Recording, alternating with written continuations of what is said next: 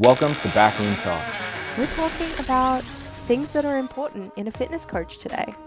But when it comes to being consistent as a fitness coach, first thing that comes to mind is with expectations with clients. Don't use an excuse as to why that client didn't get better. Have perspective, look back, shift some things to make that number move the way that you expected it or want it to move. And so I think objectivity is important. Well, I'm going to add on my next thing that I think is important for a fitness coach, and that is the ability to talk about both exercise and nutrition. To listen to more Backroom Talk, be sure to subscribe.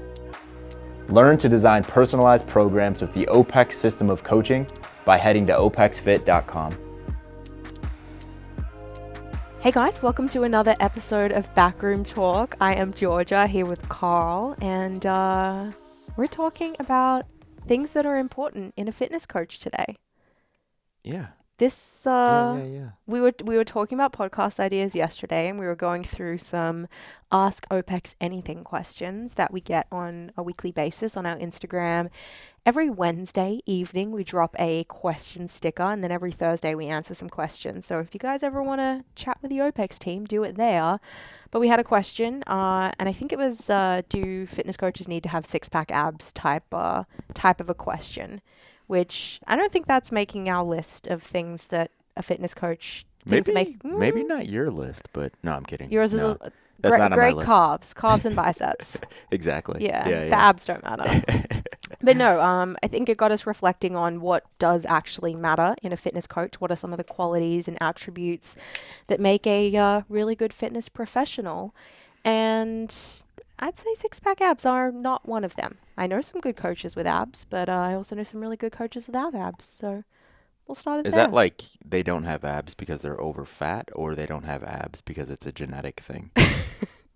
Do you mean genetic as in they literally don't have? No. You know how some people, because of their length of torso and like stuff like that, right? Yeah. Like some people just, their abs aren't as prominent even when they're really lean. That's me. I don't have prominent abs when I'm lean. I'm very short torsoed. But no, both. I'd say both. I know some who, including myself, I'd say I'm an okay coach, and I don't have six-pack abs. And then I know some over-fat coaches as well who are great fitness coaches. Mm-hmm. And it has nothing to do with... I was going to say name one, but I don't want you fat-shaming fitness coaches. We're not Georgia. doing that. But I think body fat percentage is not an important indicator of whether you're a good coach or not. Looking after your health certainly is. Yeah, I think indirectly it could be. Yes. Yeah, indirectly it could be. For example, if you're a coach and you're let's just say you're a male and you're 30% body fat, and you're 30% body fat because you don't take care of yourself, I would not judge you because you're 30% body fat, but I would judge you because you're prescribing things to clients that you don't adhere to yourself.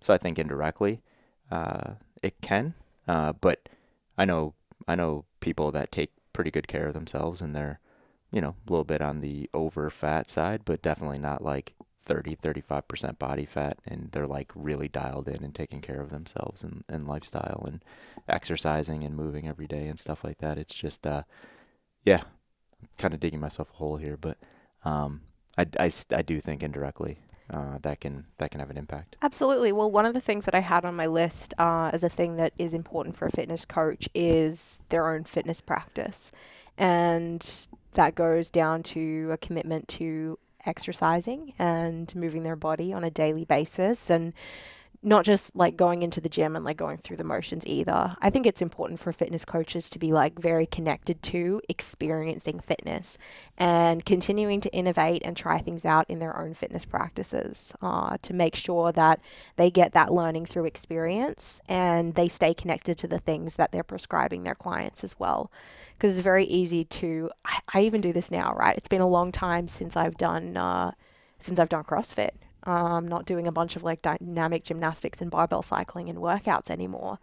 And I sometimes find myself forgetting what that feels like because I'm not doing it on a regular basis. For the most part, my clients aren't doing that stuff. I've got one client who's like still in that world, but most of them aren't.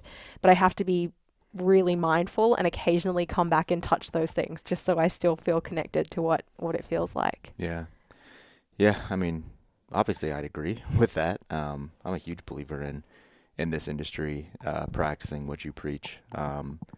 Yeah, it's just it's very challenging to, and this might be a personal thing, but I always think about this stuff, and we actually talked about this offline a little bit. Had nothing to do with this conversation. We're talking about people teaching things that they don't adhere to themselves. So this isn't a fitness coach specifically, but I look at that with everyone, honestly. Like I think it's just like second nature. If someone's giving me advice on how to take care of my teeth, I'm going to look at their teeth, right? If someone's giving me advice on what I should do for great nutrition practice to have great energy, I'm going to try to like assess what their energy levels are. If I go to a dermatologist, I'm looking at their skin, right? Like just little things like that. Not saying that, if they don't have perfect skin that, I'm leaving the office or whatever, right? But if their face is full of acne and they're telling me how to get rid of my acne, I'm going to kind of second guess that a little bit. Just to clarify, Carl doesn't have acne. No, I have like a little thing under my nose right here, Georgia. Yeah, but I think people were like picturing you with like a full face of like teenage hormonal acne just then. No, luckily, I've never had that. But yeah, go to a barber, right? You look at their hair, right? Or a stylist, you look at their hair.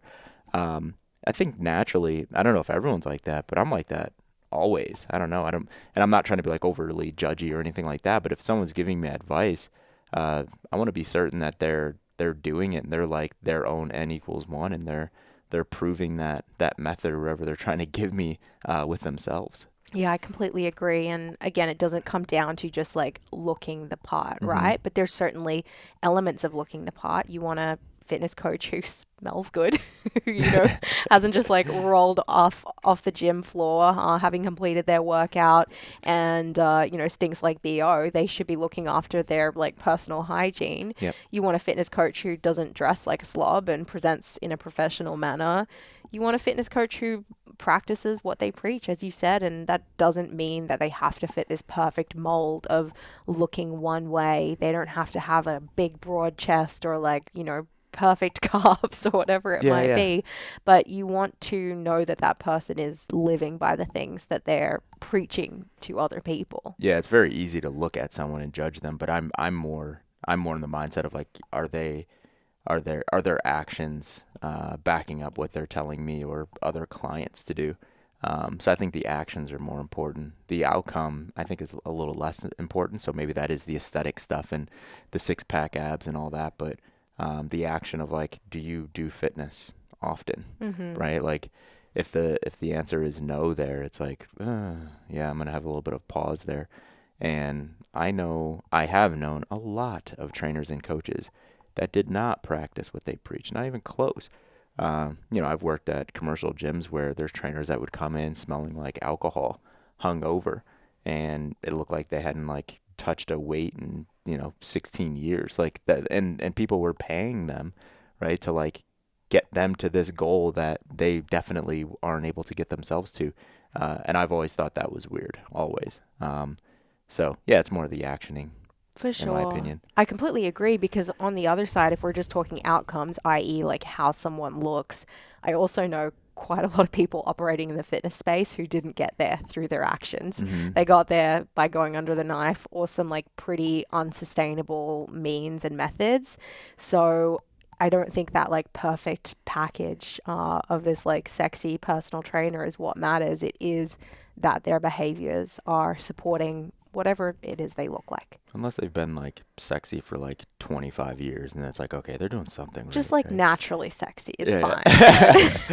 I more meant like, they're clearly healthy, right? Yes. You're like, man, this coach is 50 years old, and gosh, I wish I looked like that when I'm 50, right? I think we've all met people like that, but definitely. Yeah, so that was my first thing to look for. So that was having their own fitness practice. Yeah, I think that's a good one to start off with, because I think that's probably the most important one. I would say so. Yeah, like a coach listening to like really take home and like self-assess and be like, am I doing these things? I think that's really important. Definitely. The first thing I had on my list was perspective. So yeah, we talked about it before, but my list is a little more generalized. Not so specific to the fitness coach, but I think we could take all of these points and we can just, smack them across any profession or any industry if someone's working inside of it. But perspective is number one for me. In no particular order. It's just the first piece. I think experience is definitely required to have perspective. So I think experience kind of sits inside of this point. And you have to have an opinion, right? Like you can't just be a people pleaser. You have to stand behind something. You have to believe something. You can definitely change your mind on those things. We'll talk about that in a minute, but you have to believe something. You can't just like take everything as it is and try to make the best out of it, and try to be molded by every client that comes in, because that's going to be extremely tiresome. And I know I've said in the past, like a coach has to be a little bit of a chameleon, and I still do believe that, but I'm not saying they have to completely change what they believe, who they are, so on and so forth. But I do think that coaches have to believe in something, because when things get weird or things get tough or they have to make that decision, it's like the only thing you really have to fall back on is your belief system. So I know I'm kind of like bouncing all over the place, but that would be perspective for me. How do you gain perspective? Is it just through life and through living? Because if I'm a 19-year-old coach sitting here thinking, how do I get perspective? I'm 1 year out of high school. What am I supposed to do? Any advice? Yeah, I think you have to be really intentional. You know what I mean? To gain perspective, you have to think about what your perspective is on a number of things inside of the fitness industry, outside of the fitness industry, and life. Someone's 1 year out of high school, they have perspective, right? Like they have their own perspective. That perspective will definitely change a lot faster than 42-year-old's perspective. But yeah, that person does have perspective. I think you can't just roll with the punches all the time, I guess is what I'm trying to say. Like you have to take some time to really think about what are the things that you believe, and like almost challenge yourself in your head and challenge yourself as to like, why do you believe those things? Because I think any one of us could spend an hour on a couch by yourself and just like writing down everything that you think you believe. And let's say you write down like 20 things in that hour. And then you have now next, after you put those things down, it's like you have to go through all of those things that you believe and like critically think about why you believe them. You have to critically think about the other side of that thing. And I think most people would probably change their minds on 50% of things in that one sitting, because they've never actually thought about it. They just it's just something that they believe, and they've never critically looked at it. So I think a good way to gain perspective is just to be by yourself and think about what you believe and why you believe it, and be critical.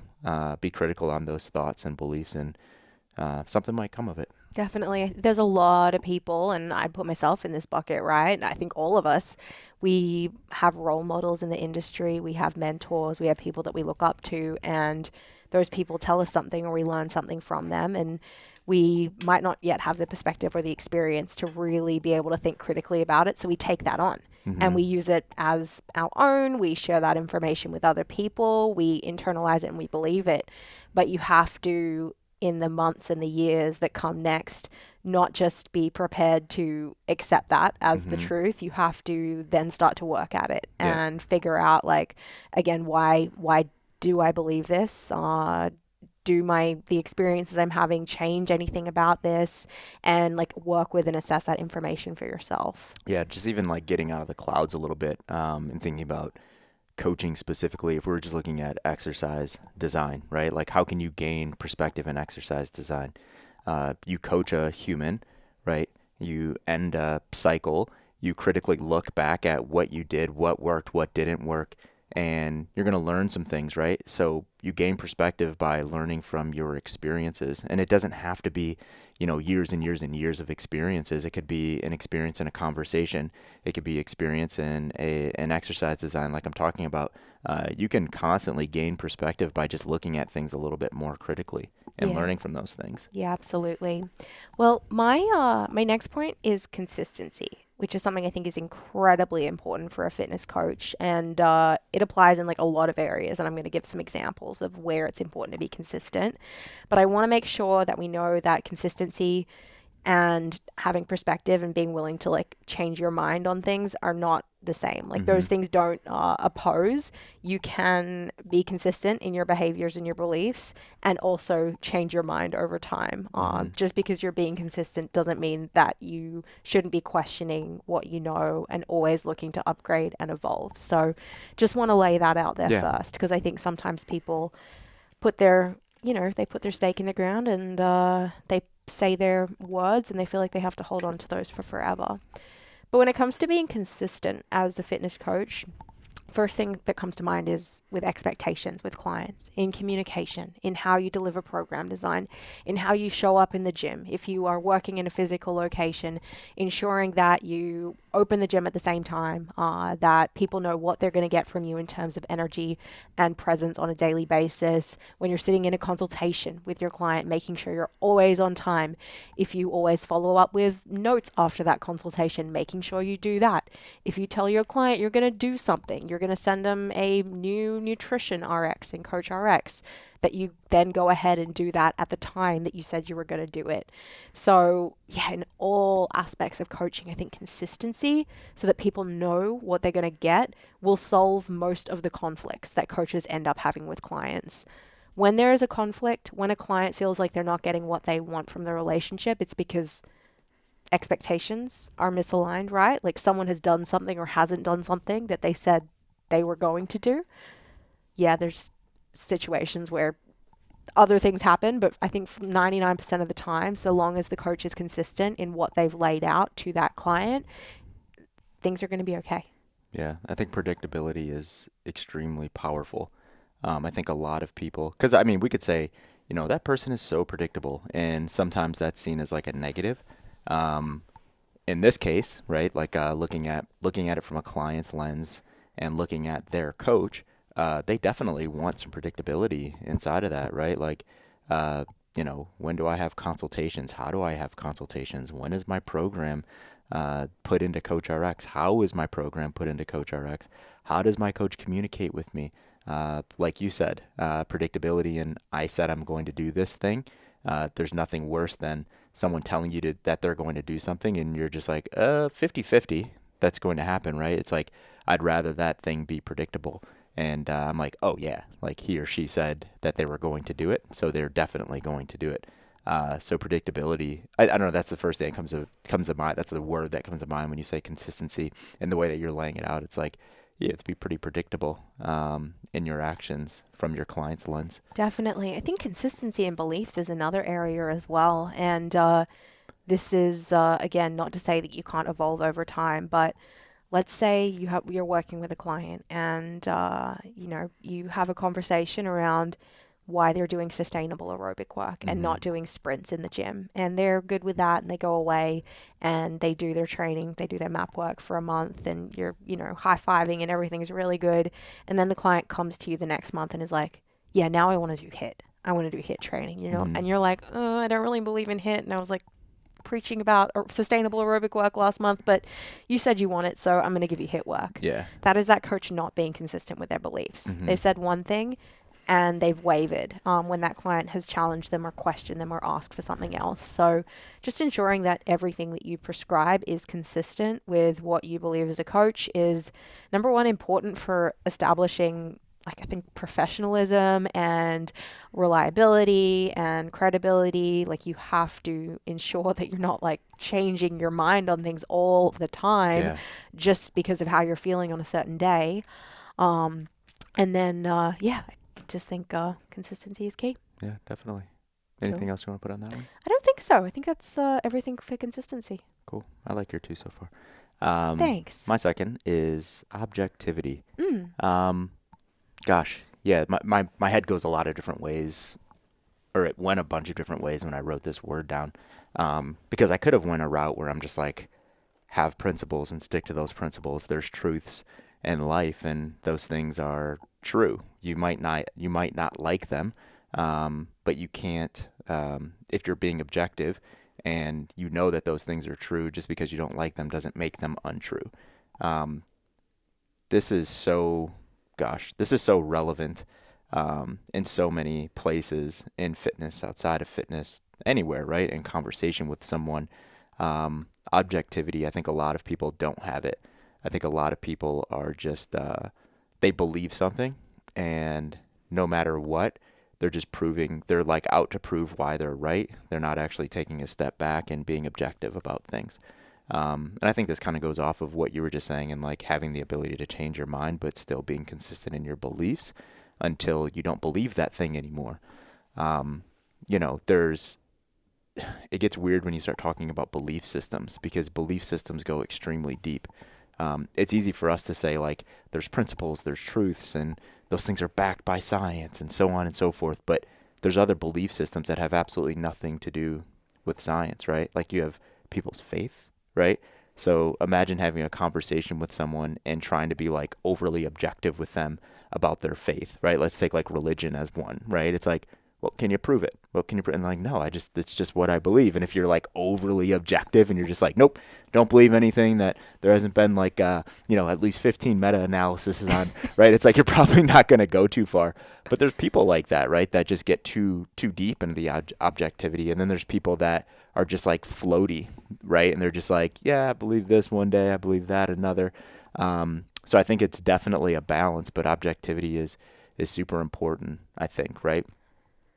You were going to say something? Yeah, I was. I'd even take that like in a slightly different direction, where as humans, we're pretty bad at seeing ourselves objectively. Mm-hmm. And it can be really beneficial to have someone outside of yourself to give you that more objective feedback. And so a fitness coach to the client can be just that, right? You are someone who is not their family, who's probably not their friend. Maybe you are friends over time, but your primary role and responsibility is to look after their fitness and to look at that thing through as objective a lens as possible. Yep. To use data where you can to look at their progress and to give them feedback on that, because people lose themselves in the week to week and the day to day. Am I getting better? Am I not? I feel like I was eating well, but actually, I ate these 7 chocolate bars a day, but I only know this because I'm putting it in Chronometer, and now my coach is giving me feedback on this, and like really shining a mirror that I can see myself more objectively through. So yeah, I think objectivity is an incredibly important characteristic. And as a fitness coach, reminding yourself that is a role that you serve for that person in front of you. Yeah, definitely. And that's where my head was when I wrote this one down. It was more like the hard truths, right? And then I tried to write out like a list of hard truths, and I had a problem there, because there's not a lot of hard truths, right? Because by definition, objectivity it can't be subjective, right? So it's not asking someone how they feel or how they think they feel. If we just went outside into the gym, Georgia, and we're like, okay, we want to get some objective truths about your body composition, what would we do? Put me on the InBody. But is that actually objective?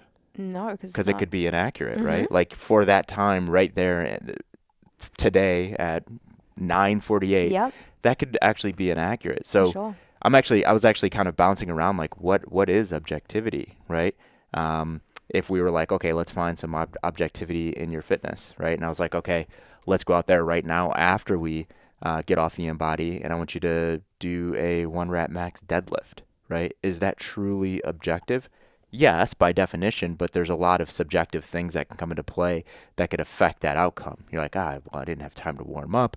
I did deadlifts yesterday. I didn't really sleep that well. I wasn't really into it, right? So there's a lot of things that can come into play. And I think a lot of coaches, when they define these objective measures, or they measure these things where they have something objective in front of them, they might make excuses for their clients or themselves as to why that thing is what it is. That's human nature, right? We want to make people feel good.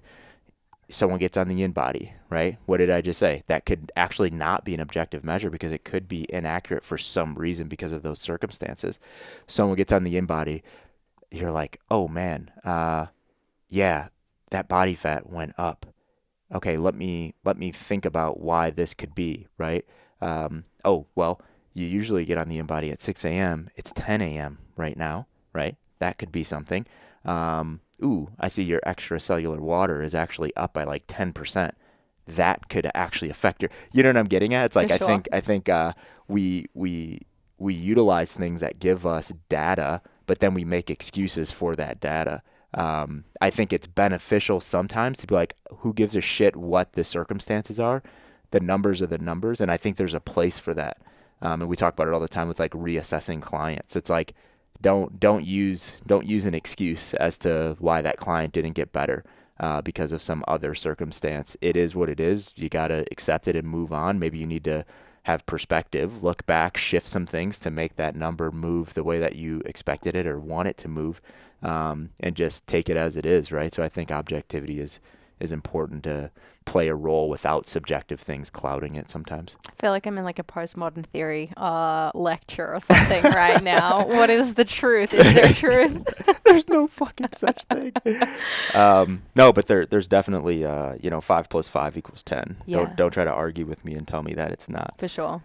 There's some things, I'm not saying that to you, like I'm getting really aggressive with Georgia right now. Don't fucking try to argue. No, I think there's some things that are just the truth, and we could come up with arguments for everything, but I think it's good to just accept some things as being the truth until it's otherwise proved. Yeah, love it. Well, I'm going to introduce my next thing that I think is important for a fitness coach, and that is knowledge, but not being a walking textbook and or encyclopedia. So what do I mean by that? Obviously, there's a base amount of knowledge about exercise, about nutrition, about the human body, about consultation skills and behavioral skills and all of these things that a coach needs to know. We believe that we're an education company. We teach coaches those things, those base competencies in the coaching certificate program. So there is information that we believe that a coach needs to know. There's also practical experience that they need to gain outside of the gym too, but that's a whole other point. Where I think knowledge gets taken too far or education gets taken too far is where you have a coach who is like so obsessed with learning the next thing and reading the next book, and there's no connection between, is this information actually helping me be a better fitness coach, or is this information actually helping the client that I'm giving a 30-minute lecture to on this like one very specific weird breathing technique that I just learned. So that's what I mean by don't be a walking textbook or a walking encyclopedia. It's okay if you love learning and you want to learn all the things, but you have to just understand when is or when is not the appropriate time to bring that information out. And again, is this information actually helping the person in front of me?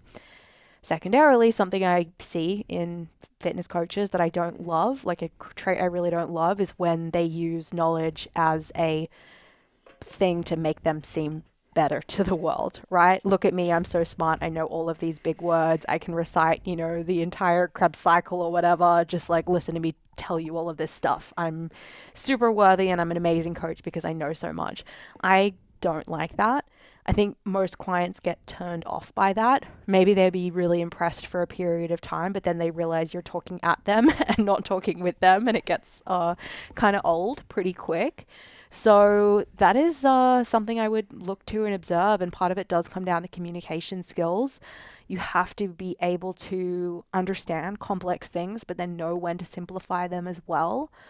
But yeah, just don't be that guy or girl. Yeah, gosh. I think knowledge is only as worthy as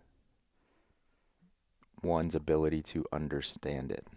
Yeah, so I think that's essentially what you said, right? When you were saying talking over the client or at the client, and then it depends on, because we're talking about a fitness coach, we're talking about a coach working with normal people, right? Walking around that don't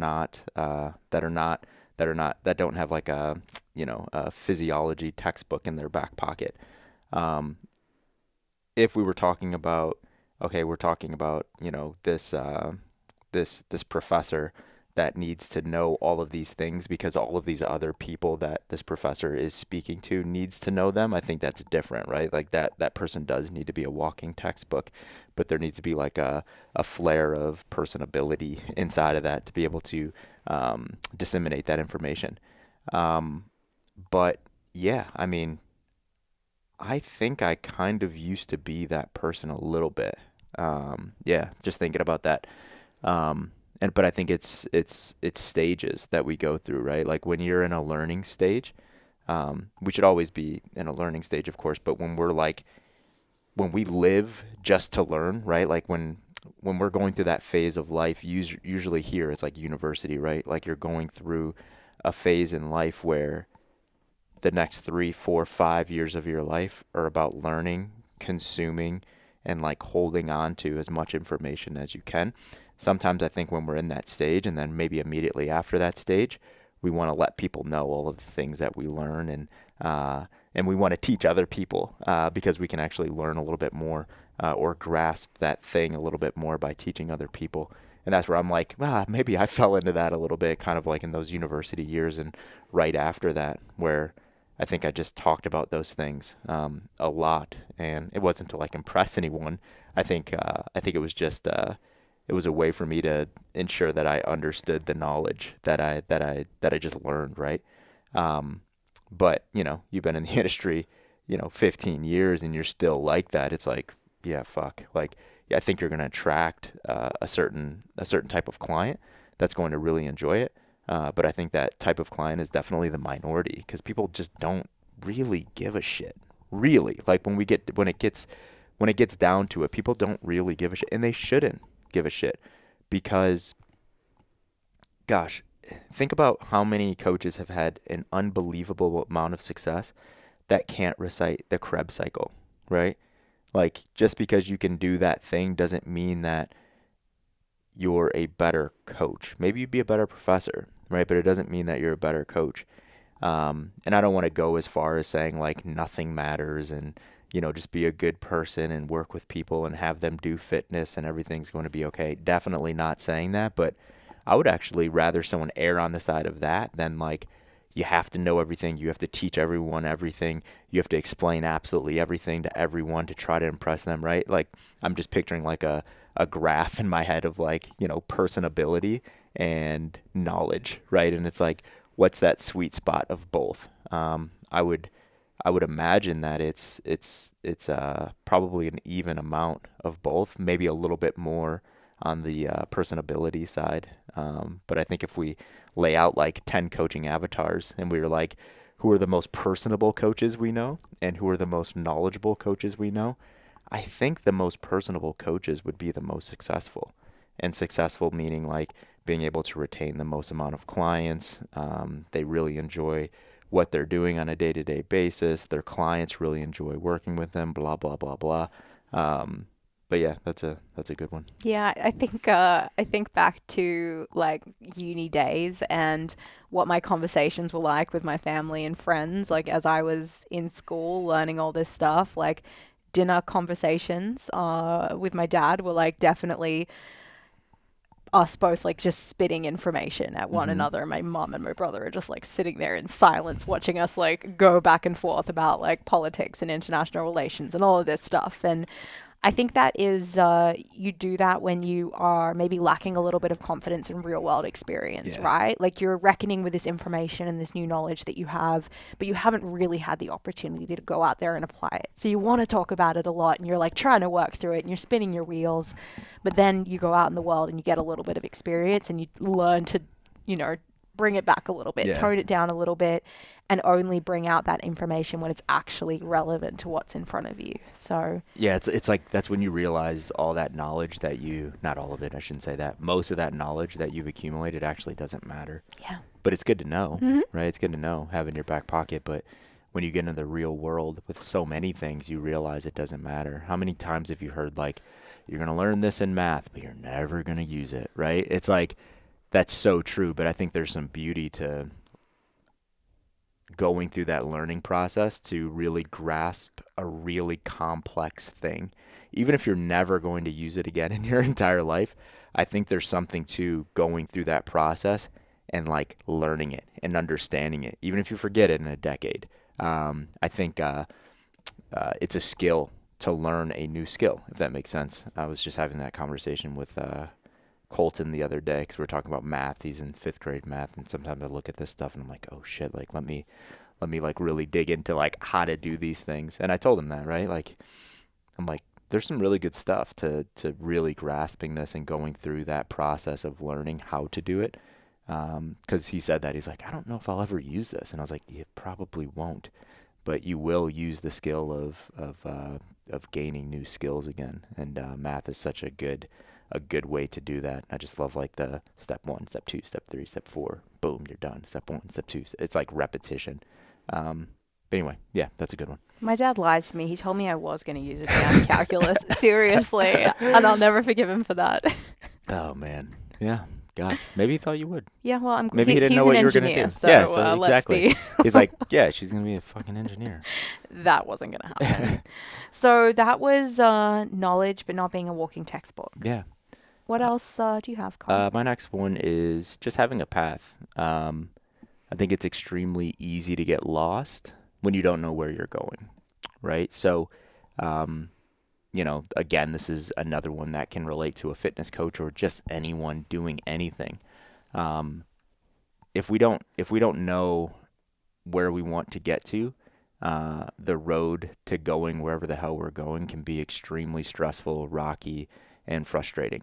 Because there's no real successes that we can celebrate because we don't know why we're doing what we're doing. So I think for a fitness coach specifically, I think it's extremely important to really understand and know what the path is that you're going down. Because if you don't, you can never really gauge if you're successful a year in, 2 years in, 3 years in. Or if you're constantly shifting that path, you're probably going to get overwhelmed, right? I want to be this type of coach. No, I want to be this type of coach. I want to work with this type of person. No, actually, I want to work with that type of person. It's okay to like shift that thing up, right?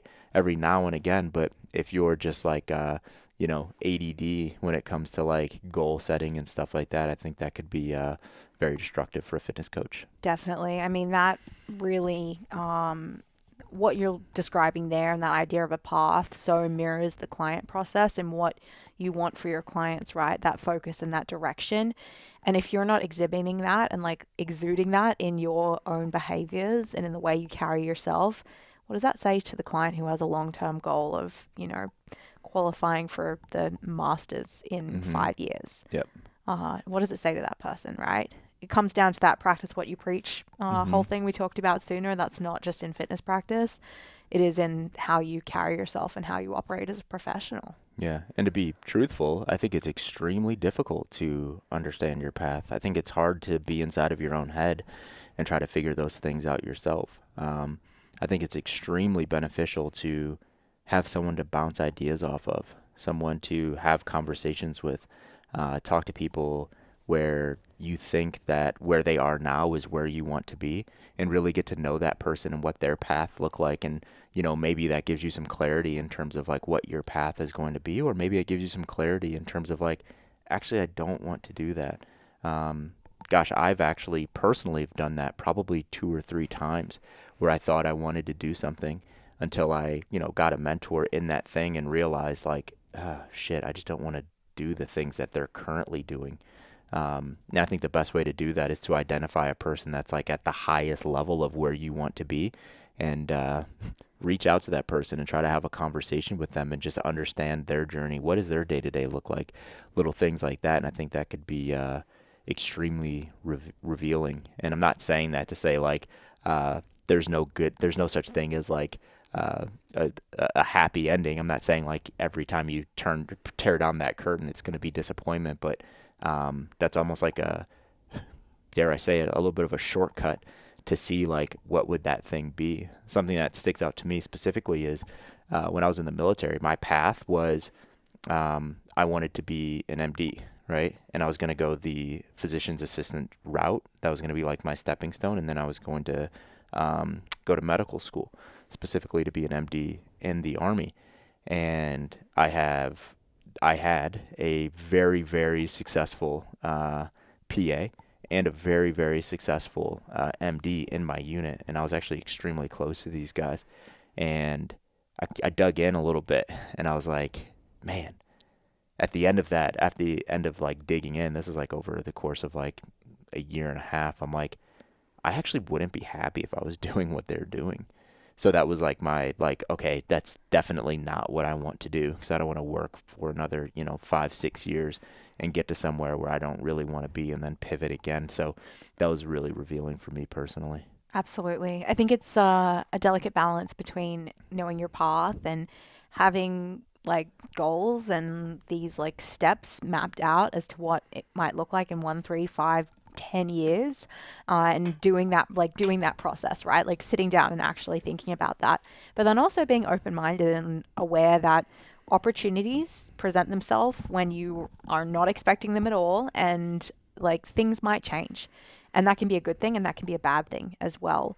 But just not being so singularly focused that you miss out on those opportunities as well. But if you have that path in mind, go and create those opportunities as well, right? Yeah. You know, maybe it isn't 1, 3, 5, 10 years. Maybe it's like next year, right? Depending on what, obviously you have to be realistic with yourself, right? But yeah, there's a lot inside of that, like with, understanding where you want to go and then the route to getting there, because let's be honest, a lot of, if you're not just like even if you are spinning up your own thing and you're a, sole proprietor and you're opening your own business, there's a shit ton of luck involved in success. Gosh, yeah, I think thinking about like how many times I've gotten lucky, specifically, but there's a lot of luck involved with any success. There's hard work and all that stuff that we're used to hearing, of course, but there's definitely right place, right time, meeting the right person, putting yourself in the right situation or just falling into the right situation. Yeah. But then being prepared to take advantage of that situation as well. Or not being prepared and just fucking doing it. That too. No, really. I mean, sometimes sure. sometimes you have to do some uncomfortable things. Absolutely. Kind of push yourself and be realistic, right?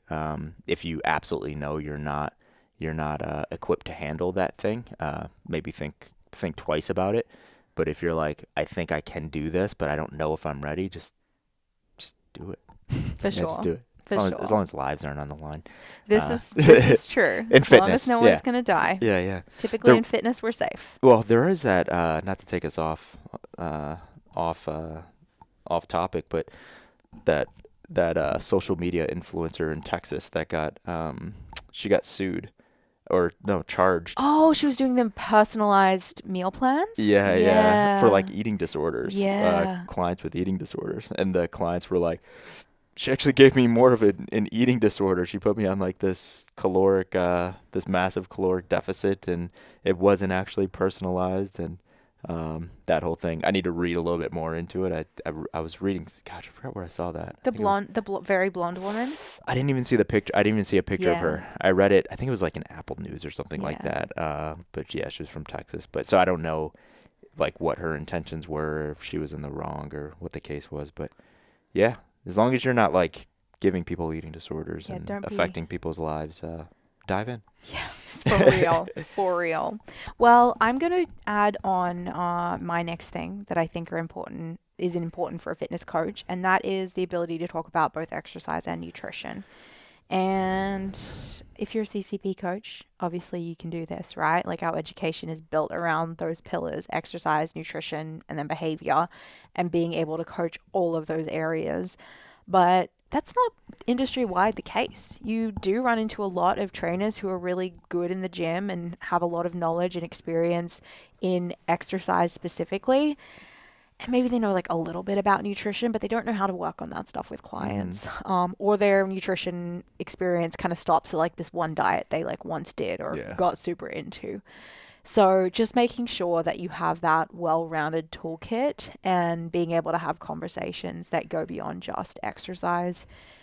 Anyone that has been in the fitness game knows that like people don't get results in the long term unless they're looking after all of those areas. Like to really make a true impact, you have to be working on the BLGs, the basic lifestyle guidelines with clients. You have to be obviously looking after what they're doing in the gym, and you have to be having conversations around nutrition. Yeah, I think it's a balance too, right? Nutrition is something that I used to be super into, and now I'm just like so disinterested in the topic. I think the reason why I'm so disinterested in the topic is anytime it comes up, it's all people want to get as complex as possible, right? Like there's and nutrition is a complex topic, right? Like, anytime you start talking about a human being and their digestive system and the small nuances and understanding how much, someone needs to reach this goal and that goal, and the personalization behind nutrition, it is very complex. But Man, it's like, what is good enough for a normal person, walking around, right, day to day. And I know we've talked about this a few times, and I think about it. I think about it quite a bit when I'm talking to people about nutrition, clients. I always ask them the question like, what do you want your nutritional behavior to be in 2 years? What do you want it to be in 5 years? And usually it's like, oh, well, I want to like it.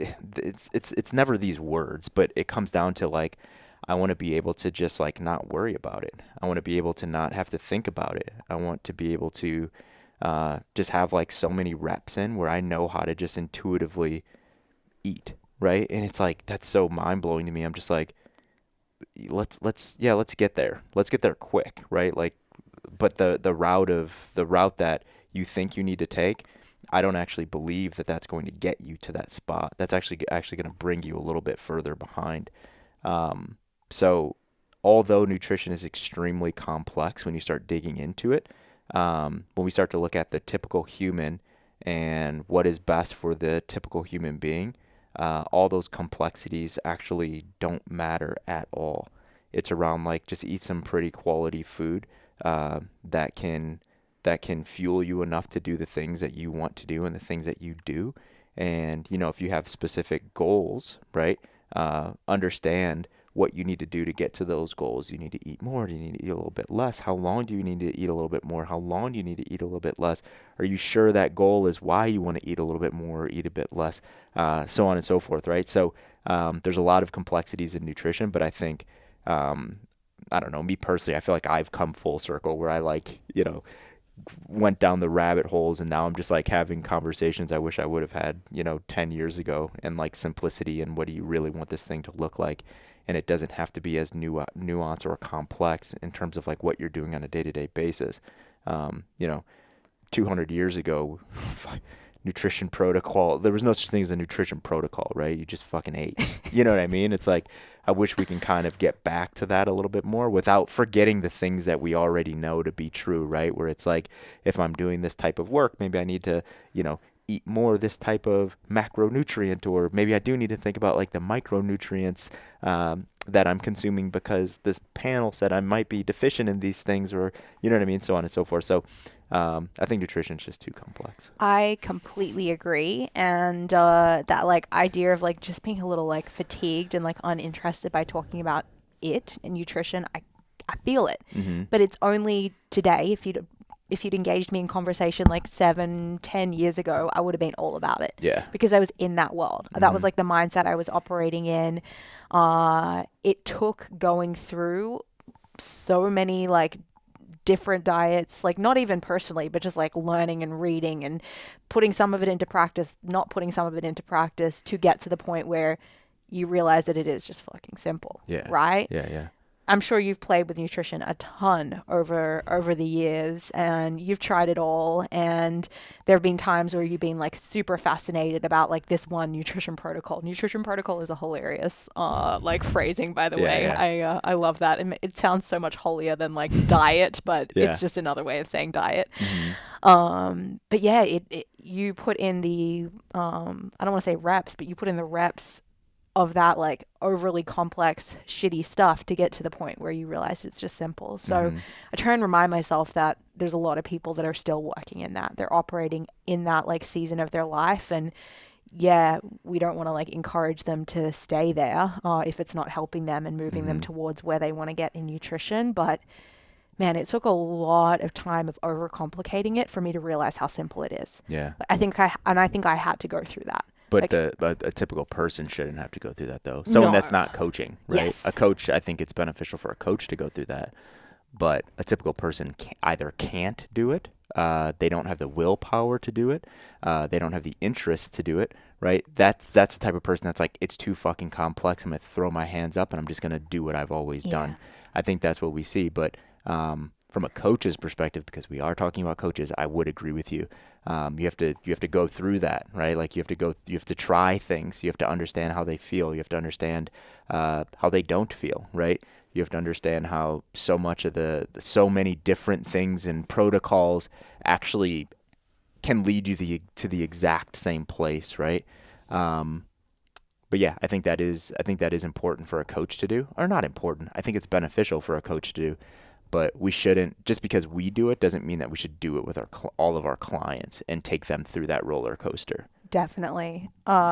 Just like tiny little example here. I do a weekly Zoom call with my family, and so my mom, my dad, my brother, and it's normally like breakfast time on a Sunday. For them, it's Saturday evening for me. So I jumped on with them this weekend, and they're sitting there eating their breakfast. I was like, "Oh, what are you guys eating?" And they're telling me they've made this bircher muesli, so like soaked oats, shredded apple, Greek yogurt, some nuts, some fruit on top.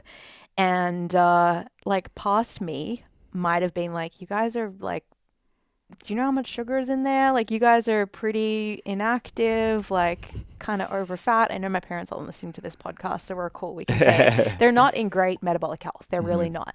And 5 years ago, I might have given them a lecture about like why they should probably not be eating a bunch of carbohydrates for breakfast. But me today, I'm just super excited that they weren't eating something sugary out of a box. And they'd taken the time to like make breakfast for themselves. And my brother made a big point of telling me that they were not putting honey all over the top. They weren't putting honey because they didn't want to add any extra sugar, which I thought was really There nice. you go. Yeah. Simple though, Yeah, right? Like you don't have to definitely. overcomplicate it.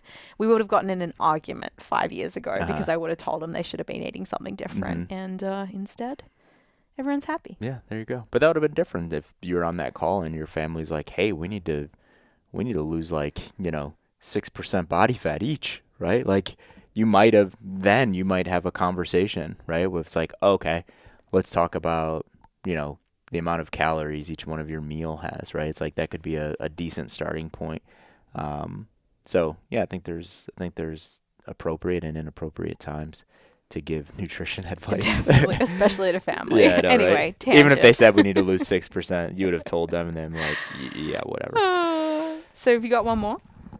Yeah, I'll One be more quick thing? on this. The last one was, gosh, I was unsure how to, like what words to put this one in, so I just used emotional intelligence. So just some points I have. It's just someone that is able to control their emotions. I think that's extremely important. I've been around a lot of irrational and erratic people and coaches, and it's like it's fucking tiresome. But yeah, someone that's a coach should be able to control their emotions. Not too high, not too low, right? Even keeled. Because we talk about like, what is from an emotional standpoint, and your energy as a coach gets kind of translated, or your clients feed off of that energy. So when they do something great, it's like you have to be really careful and not getting overly excited, and giving too many high fives. And when something happens that wasn't expected, or they weren't able to hit 3 of their 4 workouts this week, you don't get too low on them, right? It's like, hey, it is what it is. Let's point out this high or this low, but let's move on, and let's learn from it, right? Let's get back to that normal baseline homeostasis, whatever you want to call that, with your client. That should be the goal when it comes to like emotions and controlling those emotions. I think coaches need to have a certain level of stoicism, right? Like that's a word, right? Yeah, Stoicism. yeah. Yeah, I think we need to have a certain level of, not to say like every coach needs to be like extremely stoic and serious and to the point and masculine all the time, but I think we have to have a little bit of that.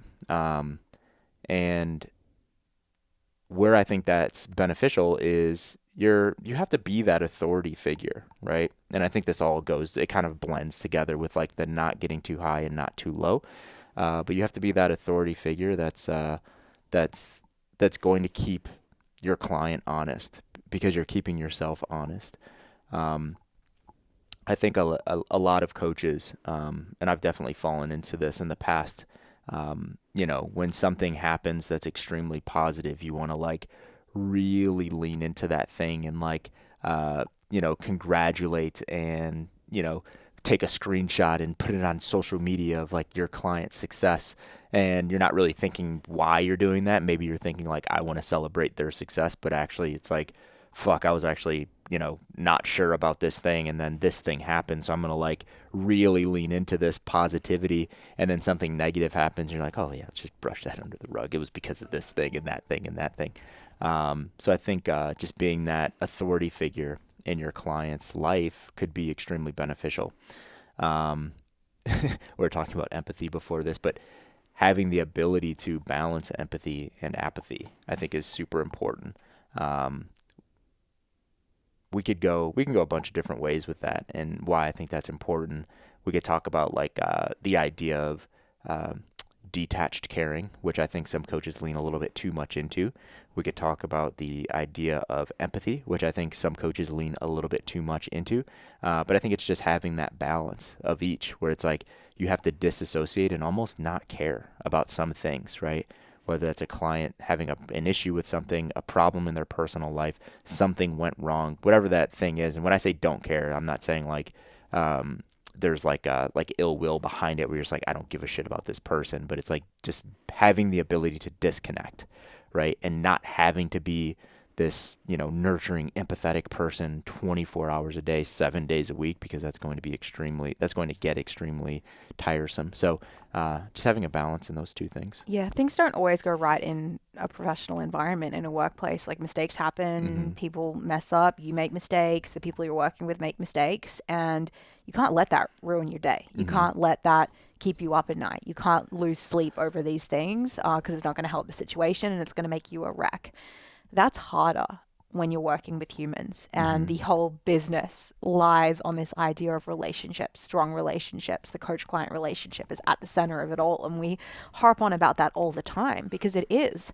But you do have to learn to treat your clients like you might treat your coworkers or, clients that you would work with in any other office professional setting. You have to be okay leaving that stuff when you close the computer, shut down Coach RX for the day, when you lock up the gym. You don't want to carry that with you into your day, into your own personal life, because it's not really any way to live. Yeah, I think, for me personally, I think, and not everyone has to take this and take it with a grain of salt. Not everyone has to take this and want to live by this, but I think the more transparent we can be in our lives with everyone in our lives, the easier life is. Because if we're always walking on eggshells or like thinking about saying the wrong thing, that's extremely fatiguing. But you have to work to get there. Like you can't just be that person that just speaks your mind at every turn with no context, right? Like there's a level of like trust that needs to be built. There's a level of like, this is what I believe and this is why I believe it, that needs to be said as well. But transparency, I think, is extremely beneficial. But just like we have to balance empathy and apathy, we have to balance transparency and like whatever the opposite of that is, right? Where we're like always buffering and we're walking on eggshells. We have to balance those things because we're working with humans. So maybe I can say something to you, Georgia, that I couldn't say to someone else, right? But I have to understand that by knowing you, knowing our relationship, our experiences, our trust or lack of trust, whatever's there. That conversation needs to happen at a personal level. So we can only be as transparent with someone as we've built that trust up to be so, if that makes sense. So, I think, from that emotional intelligence standpoint, that's what do we call that? Reading the room, right? Like you have to kind of know your environment, who you're speaking to. And I think the goal is to always be as transparent with that person as possible. But we have to understand what that level of transparency is per person, per conversation. The word that comes to mind is tact. And some people seem to possess it and some people just seem not to. And I think the best coaches are able to be transparent, upfront, objective, all of these things that we've discussed with their clients because they have tact. They're good communicators. Yeah. They know how to make sure people receive information well in a way that isn't like tiresome and laborious and they have to think about every little thing that they're going to say. And I don't know if you're like born with that, if it's something you can work through or not, but definitely like through meeting a lot of humans over the years, some people seem to have it and some people seem not to. Yeah, for sure. We need to create a tact assessment. Yes. That'd be good. That would be, I don't know if everyone would like the results from it. Yeah, that's true. So, guys, those are 6 things that we think are really important for a fitness coach to possess. I think that was more than 6. Was it more How than many 6? did you have? I did 3, I think. You did 3, I right? did 4. Did you do 4? Oh, 7. Yeah, I did perspective, objectivity, understanding their path, and Oh, yeah. emotional intelligence. I did 4 as well. You did 4? Yeah, because I was going to say, we kind of went back and forth. So that's 8 things. Yeah. Well, I have one. I'm going to give one. I'm going to throw one more out to close. I'm not going to talk about it, but I'm just I going don't to say. like odd numbers. Well, bad luck. Okay. I just wanted to be transparent. Okay, go ahead. No tact. My last one is not being fanatical about one method. And that just ties in with what we do here. We have a method, right? We have the OPEX method, which is how we coach. But inside of that, it's like almost the dogma, anti-method method. In that what ends up being spat out, for sure, has biases seen through our lens, but ultimately is what we believe is best for the individual. Is your client going to do TRX? Are they going to do kettlebells? Are they going to squat with a barbell or squat with a kettlebell? Or are they going to do no squats at all? I don't know. It depends. Maybe they're just going to walk around for a couple hours This every is week, true. you know? That might be what's best for them. Yeah. So, great coaches are non-dogmatic. And if you see a coach who's like pushing one thing, one way of eating, one way of training, run away. We push individual design. Would you say that's one thing? No, I think it's, like I said, I think it's an anti-method. Yeah. Like it's an anti-dogma approach. I know the answer to that, but I just wanted to suss that out. Yeah. Because if I was listening to this, I'd be like, well, you guys always talk about this individual design thing, and you're very dogmatic on that thing. But no, like what you're saying is how we'd answer that, right? Yeah. It's like there's a lot of some, like, who can argue with figuring out what someone's ideal version of fitness is, right? And I don't care what your method is or what group or camp you fall into. You can find a lot of different things inside of that statement. But I think what we could all agree on is to figure out that person's ideal version of fitness. There's some individualization occurring there, even in making the decision on what that person's ideal version of fitness is. There's some things that I think we'd agree in this room that are not everyone's ideal version of fitness, but it doesn't mean that there's a person out there where that's not absolutely perfect for. Absolutely. Coaches need systems, they need structure, they need beliefs, they need principles, but if they're telling you there's only one way to do something, then figure out what they're selling.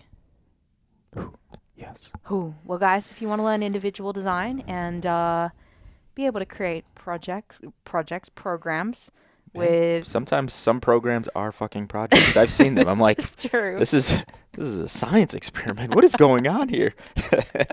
Well, if you want to learn individual program design and the OPEX method, apply to CCP. We're now enrolling for our April cohort. Man, it is already almost April. That's wow. Crazy. All right, guys. Have a good one. See ya. Bye.